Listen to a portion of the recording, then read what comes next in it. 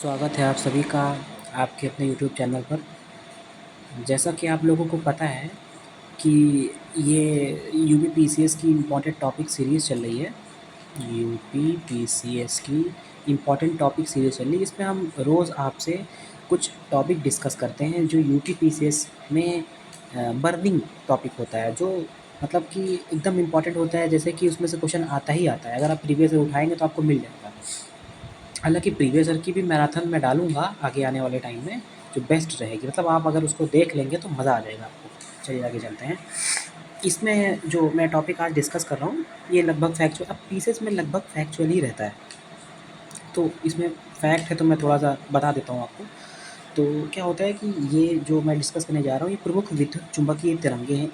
इनसे संबंधित जो खोजकर्ता है वो आ जाते हैं। तो जैसे कि उपयोग वगैरह इतना कुछ ख़ास नहीं है इसमें, ना इसकी आवृत्ति आती है, ना तरंगदैर्घ्य परिसर आता है, कुछ नहीं आता है इसमें। आता तो है बस सिर्फ ये कि गामा तरंगें जो होती हैं, खोजकर्ता कौन है? तो पॉल विलॉर्ड पॉल विलॉर्ड। एक्स-रे किरणों का खोजकर्ता कौन है? तो रॉन्जन। ये आ चुका है, ये सारे आ चुके हैं। फिर उसके बाद पराबैंगनी किरणों के खोजकर्ता कौन है? तो रिटर। फिर उसके बाद दृश्य विकिरण न्यूटन। फिर उसके बाद अवरक्त विकिरण के हर्शेल हैं। फिर उसके बाद दीर्घ रेडियो तरंग इम्पॉर्टेंट है, मार्कोनी ने खोज की है इसकी।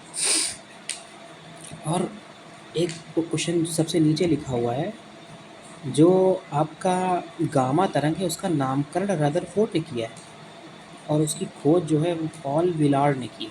इम्पॉर्टेंट है ये, आप ध्यान रखिएगा इसको। चलिए चलते हैं। और ये आज बीमारियों का लास्ट टॉपिक है, जो वायरस से होने वाली बीमारी हैं उसको मैं लेके आया हूँ आज। कोरोना वायरस तो आपने देखा ही होगा, कितनी आतंक फैलाई थी इसने देश में। तो चलते हैं आगे, देखते हैं। अच्छा, एक पॉइंट आप ये बता सकते हैं कि कोरोना वायरस जो है ये किस परिवार का वायरस था? चलिए आगे चलते हैं। एड्स। अच्छा, वायरस से जो क्वेश्चन आता है वो ऐसा आता है कि क्या पोलियो जो है किससे होने वाला जो है रोग है? तो क्या वायरस से होता है या बैक्टीरिया से होता है या प्रोटोजोआ से होता है? तो आपको इसमें बताना होगा कि जो पोलियो होता है वो वायरस से होता है, और विषाणु का वायरस का नाम भी पोलियो है। चलिए आगे चलते हैं, देखते हैं क्या है इसमें। तो एड्स जो होता है, फुल फॉर्म होता है एड्स का एक्वायर्ड इम्यूनो डिफेंसी सिंड्रोम, और इसमें विषाणु का नाम एचआईवी होता है।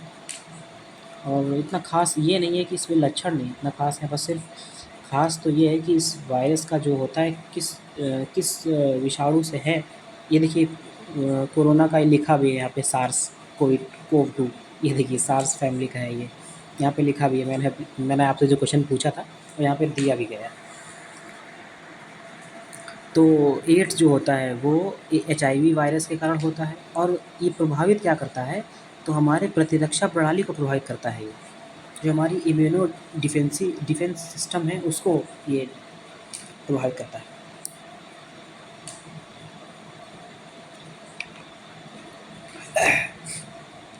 जो डेंगू होता है, डेंगू वो किस मच्छर के कारण होता है? तो एडीज इजिप्टी मच्छर के कारण होता है। संपूर्ण शरीर खासकर सिर, आँख एवं जोड़ों में प्रभावित करता है ये। विषाणु का नाम है अर्बोवायरस। चलिए आगे चलते हैं। पोलियो। पोलियो जो होता है वो भी मैंने बताया कि पोलियो से होता है। चलिए, अच्छा, प्रभावित अंग क्या होता है? गला, रीढ़, नाड़ी संस्थान, ठीक है। इन्फ्लुएंजा संपूर्ण शरीर, इतना खास नहीं है। चेचक इम्पॉर्टेंट है। चेचक जो होता है वो संपूर्ण शरीर को प्रभावित करता है, छोटे छोटे दाने पड़ जाते हैं। वेरिओला वायरस, तेज़ बुखार, शरीर का लाल लाल दाने पड़ जाना। और फिर उसके बाद छोटी चेचक वेरिसेला वायरस, बुखार, शरीर में दर्द, ये सब होता है। फिर उसके बाद खसरा होता है, संपूर्ण शरीर को प्रभावित करता है। मोरबिली वायरस से को मतलब मोरबिली वायरस के कारण ये होता है।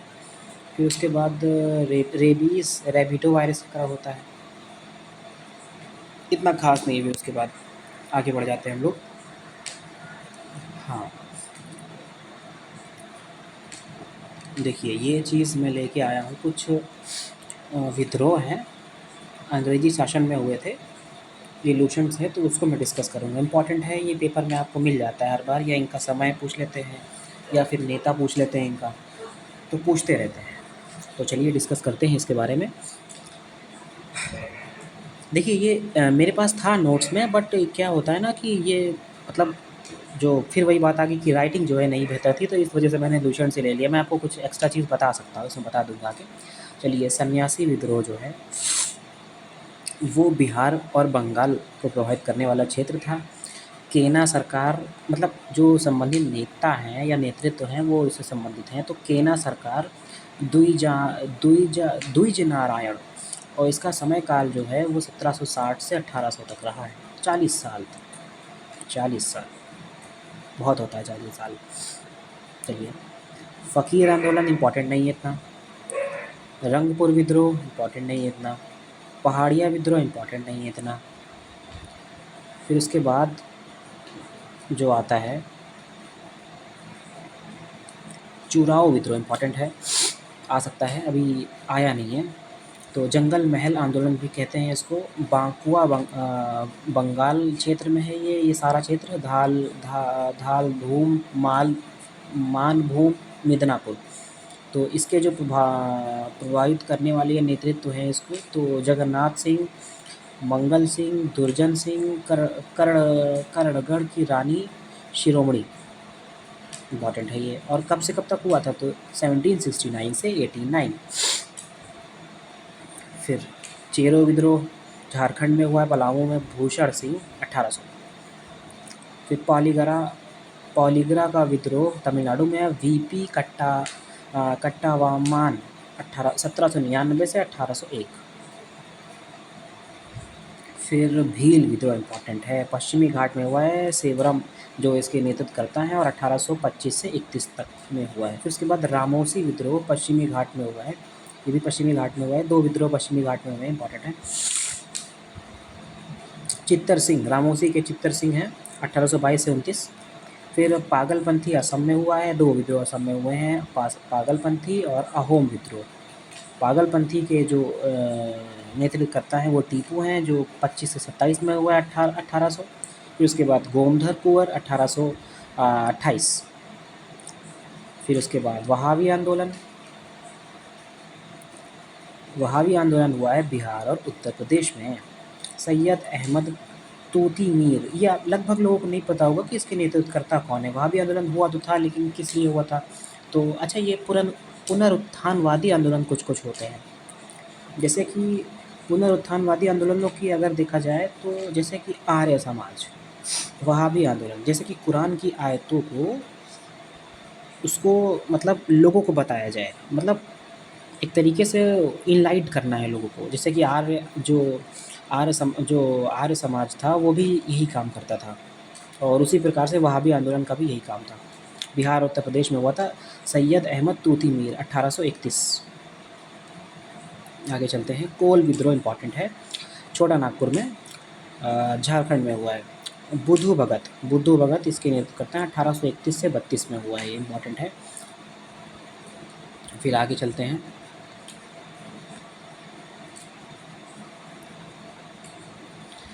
खासी विद्रोह असम में हुआ है 1833 में, और इसके नेतृत्व करता है तीरथ सिंह। फिर फराइजी आंदोलन, ये हुआ है बंगाल में, और इसके नेतृत्व करता है शरीयतुल्लाह टूटू मियाँ 1838 से 48।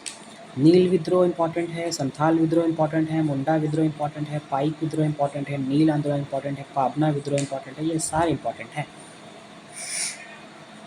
फिर नील विद्रोह जो हुआ है वो बंगाल और बिहार को प्रभावित करता है। तीरुथ सिंह 1854 से 62। संथाल विद्रोह बंगाल और बिहार में हुआ है, सिद्धू और कानू 1855 से 56, इंपॉर्टेंट है, कई बार पेपर में पूछा गया है। मुंडा विद्रोह झारखंड में हुआ है, बिरसा मुंडा ने किया है, इसके नेतृत्व करता है। फिर उसके बाद 1899 से 1900। उसके बाद पाइक विद्रोह, मतलब कि पाइका विद्रोह उड़ीसा में हुआ है ये। बख्शी जगत बंधु 1817 से 1825। उसके बाद नील विद्रोह बंगाल दिगंबर ने किया है, इसके नेतृत्व करता है 1859 से 60। उसके बाद पापना विद्रोह पापना बंगाल में हुआ, ईश्वर चंद्र राय एवं शंभूपाल 1873 से 76। आगे चलते हैं। दक्कन विद्रोह इम्पॉर्टेंट इतना माना नहीं जाता है, मुझे नहीं लगता। फिर उसके बाद मोपला विद्रोह मालाबार केरल में हुआ है, अली मुस्लियार 1920 से 22। फिर चलते हैं, देखते हैं आगे क्या है। रंपा विद्रोह इम्पॉर्टेंट है, आंध्र प्रदेश में हुआ है, सीताराम राजू अल्लूरी सीताराम राजू उनका पूरा नाम है। और ये 1879 से 1992, काफ़ी लंबा टाइम है। फिर उसके बाद ताना भगत आंदोलन बिहार में हुआ है, ये जत्रा भगत। उसके बाद 1914 में हुआ। तेभागा आंदोलन बंगाल में हुआ है, कंपाराम सिंह और एवं भवन सिंह ने इसका नेतृत्व किया था 1946। फिर तेलंगाना आंदोलन आंध्र प्रदेश में हुआ, 1946 में हुआ है। फिर ये ख़त्म हो चुका है। प्रमुख जो आंदोलन थे उसको मैंने ख़त्म कर दिया जल्दी। आप इसको, मैं पीपीटी भेज दूंगा इसकी PDF, तो आप इसको देख सकते हैं। चलिए आगे चलते हैं। अच्छा देखिए, मैंने कुछ पॉइंट लिया है जो लोग ध्यान नहीं देते हैं, लेकिन ये पूछ लिया जाता है।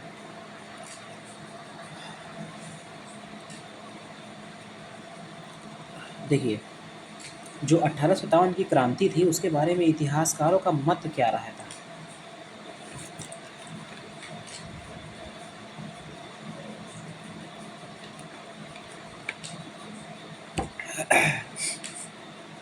जैसे कि जो इतिहासकार होते हैं वो अपना मत देते हैं कि 1800 क्रांति के बारे में, कि ये कैसी क्रांति थी या उसके बारे में कुछ बताते हैं। तो देखते हैं, सबसे पहला जो है, यह भारत का प्रथम स्वतंत्रता संग्राम था। मतलब ये 1857 की क्रांति को बता रहे हैं वीडी सावरकर कि ये भारत का प्रथम स्वतंत्रता संग्राम था, ऐसा आ जाता है क्वेश्चन। फिर उसके बाद दूसरा जो है, यह राष्ट्रीय विद्रोह था, डिजरायली कह रहे हैं। फिर उसके बाद तीसरा जो पॉइंट है, यह पूर्णतः सिपाही विद्रोह था, सर जॉन लॉरेंस एवं सीले कह रहे हैं ये कि सिपाही विद्रोह था ये पूरा। और फिर चौथा देखते हैं, यह अंग्रेज़ों के विरुद्ध हिंदू एवं मुसलमानों का षड्यंत्र था, जेम्स आउट्रम और W टेलर कह रहे हैं ये चीज़। बर्बरता तथा सभ्यता के बीच का युद्ध, TR होम्स कह रहे हैं। इसके बाद यह धर्मांधों का ईसाइयों के विरुद्ध युद्ध था, LER रीच कह रहे हैं ये चीज़। चलिए आगे देखते हैं। अच्छा देखिए, मैं कुछ पॉइंट लेकर आया हूँ CBI से संबंधित, कुछ पॉइंट लेकर आया हूँ। जैसे कि CBI आजकल बहुत करंट में है, तो मुझे लगता है कि इससे क्वेश्चन बन सकता है। तो इस पे एक क्वेश्चन पूछा गया था PCS 2018 में, तो मैं इससे संबंधित एक क्वेश्चन लेकर आया हूँ जिससे आपको CBI के बारे में पूरी जानकारी मिल जाएगी। अब ऐसा क्वेश्चन नहीं आएगा कि CBI से संबंधित कुछ फैक्चुअल क्वेश्चन नहीं आएगा कि इसका गठन किसने क्या किया। ये एक पूरा आपको आयोग चाहता है कि आप एक पूरी तरीके से जानें, क्योंकि अब नकल भी अब जैसे कि RO में आपने सुना होगा कि नकल होने का कुछ जो है सुबह लगी हुई थी कि हाँ भाई नकल हो चुकी है।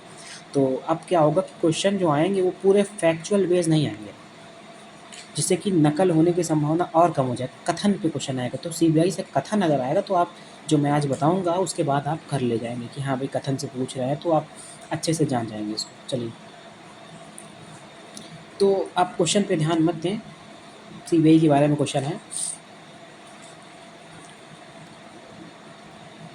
तो देखते हैं इसका गठन कब हुआ था।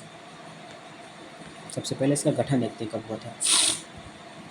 वर्ष 2014 में लोकपाल अधिनियम द्वारा CBI निदेशक की नियुक्ति के लिए एक समिति का प्रावधान किया गया। आप ध्यान से सुनिए इस बात को, मैं क्या कह रहा हूँ। फिर उसके बाद जिसके अध्यक्ष प्रधानमंत्री होंगे और अन्य सदस्यों में विपक्ष के नेता, सबसे बड़े विपक्ष दल के नेता, सबसे बड़े विपक्ष दल के नेता, भारत का मुख्य न्यायाधीश या फिर सर्वोच्च न्यायालय के न्यायाधीश रहेंगे इसमें। फिर 2021 में क्या किया, ये बात हो गई। कि गठन में हो गया कि प्रधानमंत्री रहेगा, फिर अन्य सदस्यों में विपक्ष के नेता रहेंगे, फिर उसके बाद या मुख्य न्यायाधीश रहेगा भारत का सर्वोच्च न्यायालय के, या फिर सर्वोच्च न्यायालय के न्यायाधीश रहेंगे इसमें, ऐसा। उसके बाद 2021 में क्या किया गया, 2021 में राष्ट्रपति के अध्यादेश द्वारा इसके कार्यकाल को 2 साल से 5 वर्ष तक बढ़ा दिया गया। इम्पॉर्टेंट है ये चीज़। फिर आगे देखते हैं इसके कार्य क्या क्या होते हैं। तो अपराधों की जांच, इसमें भ्रष्टाचार, प्रमुख धोखाधड़ी, मानव तस्करी, संगठित अपराध, आतंकवाद, अन्य उच्च प्रोफाइल और संवेदनशील मामलों से संबंधित मामले शामिल हैं, जैसा कि केंद्र सरकार या अदालतों द्वारा निर्देशित किया जाता है।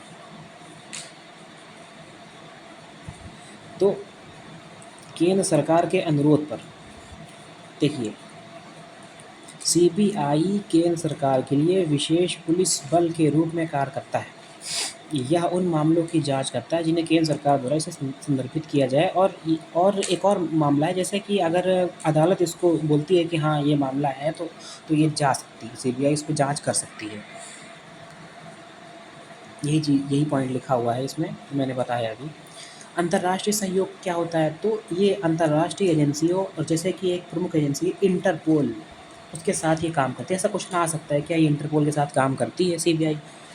तो आप बोलेंगे हाँ ये काम करती है सहयोग के साथ। चलिए, फिर उसके बाद सीबीआई अपने अधिकारियों और कर्मियों को विशेष प्रशिक्षण विकसित करने और प्रदान करने के लिए जिम्मेदार होती है। ये पॉइंट हो गया। तो आपका मैंने लगभग चीज़ें बता दी है। आज की जो क्लास है वो यहीं पे ख़त्म होती है। मैंने लगभग चीज़ें जो इम्पोर्टेंट मुझे लगी मैंने आपको बता दिया है। ये सीरीज़ जैसा कि आप देख रहे हैं डेली चल रही है, भी आगे भी चलेगी और पेपर तक चलेगी। तो बस मुझे इतना ही बात करनी थी आपसे। चलिए फिर, थैंक यू।